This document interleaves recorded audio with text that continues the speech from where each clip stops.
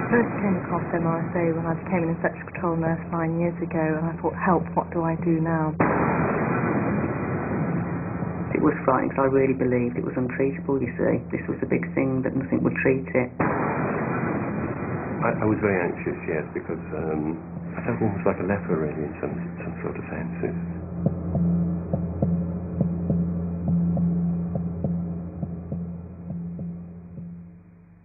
New plagues of infection caused by... In the last few years, sensational stories have appeared in the press about a new superbug, MRSA, which is deadly, out of control, and incurable.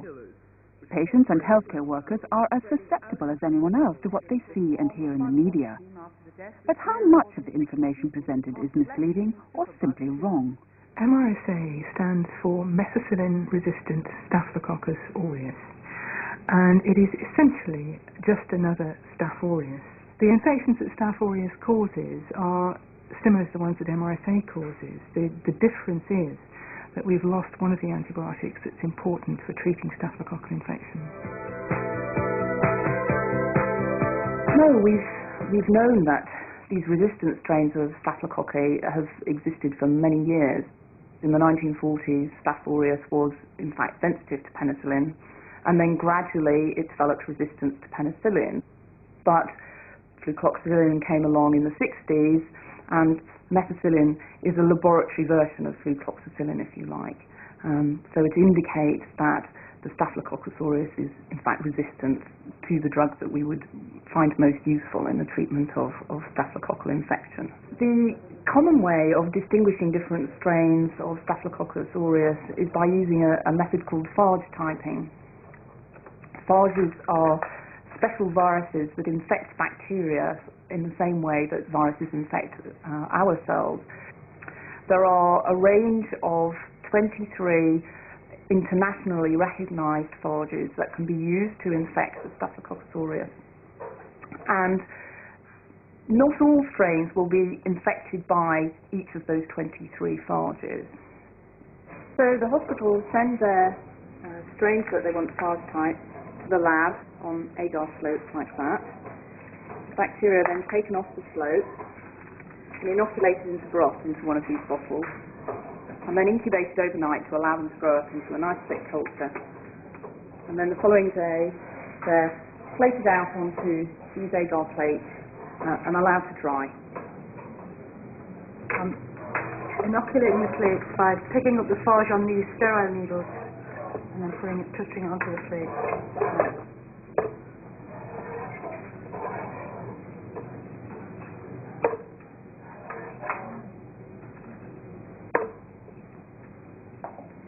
So once the phage has been inoculated onto the agar plate, they're then incubated overnight, and in the morning, and have a look at the plate and see what phage pattern we have on the plate. Now, if you look at these two plates, you can see that exactly the same pattern of phage have infected the bacteria on these two plates, which have come from two different patients.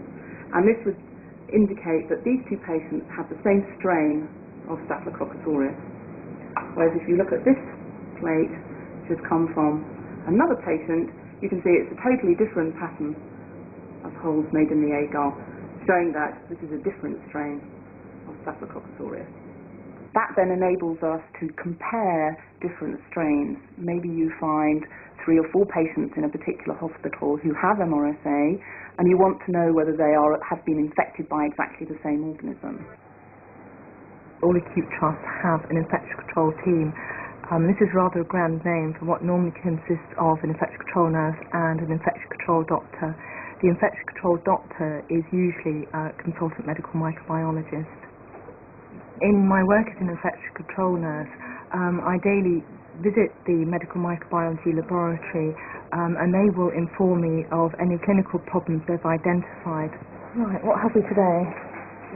On getting that information, then I will discuss them with the infection control doctor. We will agree our plan of action, and then I will go up to the ward, talk to them, and plan the patient's care with them, ask them to get the treatments prescribed.